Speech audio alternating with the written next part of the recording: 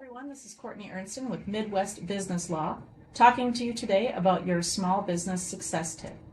Today we're going to be talking about non-competes and non-solicits within Minnesota. Now, non-competes and non-solicits are sometimes two independent clauses that people want to have in either employee or independent contractor agreements, and sometimes they want both of those clauses. The first of those clauses, the non-compete clause, is it has to be included at the time that either you enter into the agreement with the employee or independent contractor, or there has to be some what we call additional consideration in legal terms.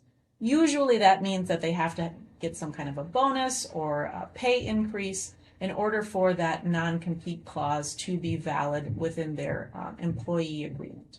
Now, independent contractors do not require that additional consideration. So if you have a relationship with an independent contractor and want to add in that non-compete, Minnesota courts have found that with an independent contractor, you can do that without having any sort of additional consideration. Now, what we have here is a typical clause within the construction industry that is often inserted into employee non-competes, or employee agreements. So for a period of 1 year after employee's last day of work with the company, employee may not be employed by, affiliated with, provide services to, or open a new company in the field of residential construction within a 30-mile radius of company's headquarters. So this clause really is broken down in three ways is how they look at non-competes. So there's the scope, the geographical location, and then the duration. So here the duration, obviously we have 1 year after the employee's last day of work. The scope in this case is rather broad. So employed by, affiliated with, provide services to, or open a new company in the field of residential construction. That's a really broad scope in terms of what they're not allowed to do. And then we have the geographical location, which is a 30-mile radius of company's headquarters. So this clause here more than likely would not be held to be valid if this were challenged in court. Primarily because a 30-mile radius is a very broad geographical location, coupled with the fact that the scope here is super broad. Residential construction in and of itself is an extremely broad area, and this says they can't be an employee, basically do anything in the field of residential construction for a period of 1 year. And the reason that courts don't like non-competes is because they see it as a restriction on an employee's right to make a living. And so, again, this clause probably would not hold up in court.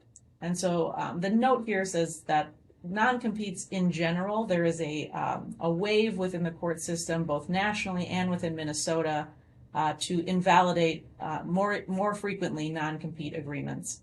So the narrower the clause, the better the chance of it being held up. And that's narrowing in terms of how long it is. So, for example, a 6-month non-compete, and the scope in this example, maybe instead of residential construction, it's providing insurance restoration work for James Hardy siding. I don't know, maybe that's a specialty area that this particular employer works in, and then within a 10-mile radius of the company's headquarters. That is a clause that may be held up because it's significantly more narrow than the one that we see here. Now, there is a new bill that was put forth.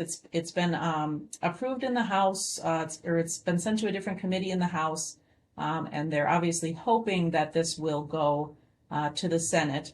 And so this bill, HF 999, will substantially limit the use of non-competes. And so in this case, these are the two provisions that are put forth in this bill that would say that the non-compete would only be valid, regardless of any of the things we were just talking about, if the non-compete also says that the employee who's subject to the non-compete will earn, that they do earn a salary that's at least equal to the median family income for a 4-person family in Minnesota, or the employer agrees to pay at least 50% of the employee's highest annual base salary earned in the previous 2 years. And so what these two clauses, really what they're trying to do is they're trying to limit low-wage workers from being prohibited from, again, making a living. And so if this bill does move forward, obviously that will really move down the validity and enforceability of these non-competes, essentially making them pretty much useless. As I said, the nationwide trend generally is to get rid of or to invalidate these non-competes. And as we discussed, the independent contractor is pretty much the same test that the courts look to. One other thing just to be aware of with non-competes is selective enforcement of non-competes could cause the court to also invalidate it. So an example of this is, let's say you have two salespeople. They both sign the same employee agreement and it has the same non-compete in it. And one salesperson leaves and basically violates the non-compete, and you don't do anything about it. And then a second salesperson leaves, and you do decide to try and enforce that. What the court will say then is that there really isn't a legitimate reason for you to have a non-compete, and you're selectively enforcing it. And so they're going to more than likely invalidate the non-compete and find that the individual can do whatever they're doing. Now, the non-solicit is a different provision. This, in my opinion, and based on the trends that we're seeing, is a much better alternative to having some sort of restriction on the things that the employee may or may not do, but it doesn't really restrict them from making a living. So here we see a typical clause for a non-solicit.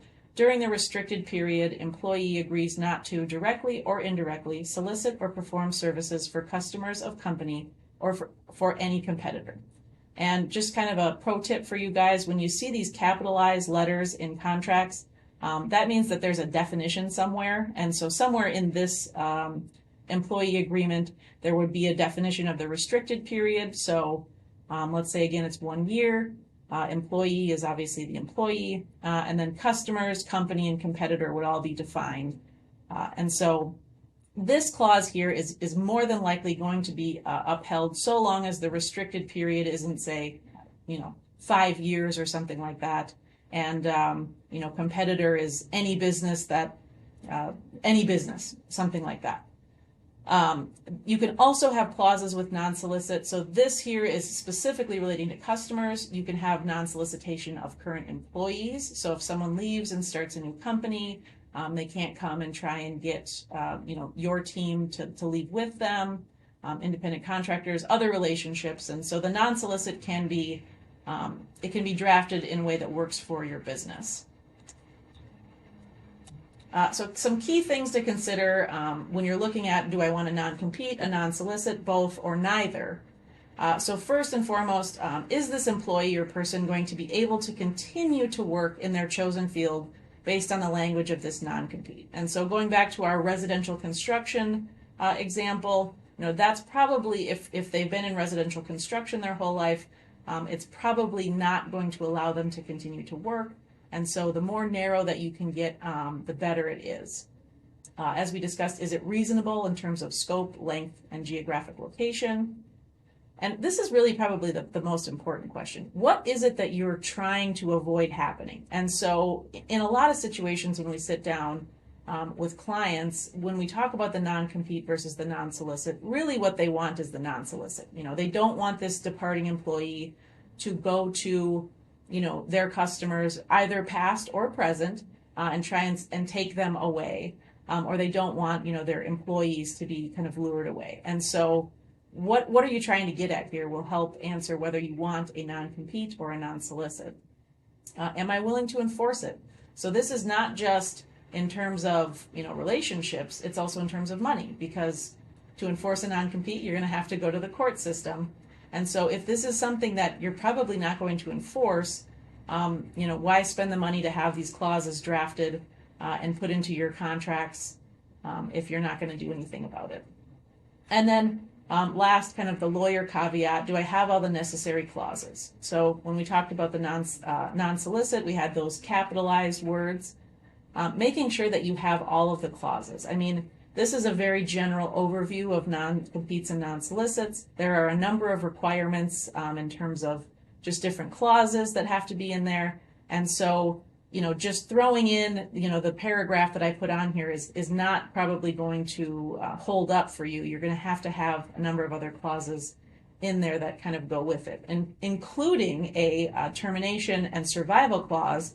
So for example, with an independent contractor, if you don't have a survival clause, as we call it, in there, as soon as that independent contractor contract is finished, then the courts have found that if there is no survival clause, which usually says something to the effect of this non-compete or non-solicit survives termination of this agreement, then the courts have said that there's no longer a non-compete or a non-solicit clause there because it was terminated at the time that the contract was terminated. So these are just some things to consider, and I hope that this has been helpful. Thank you very much.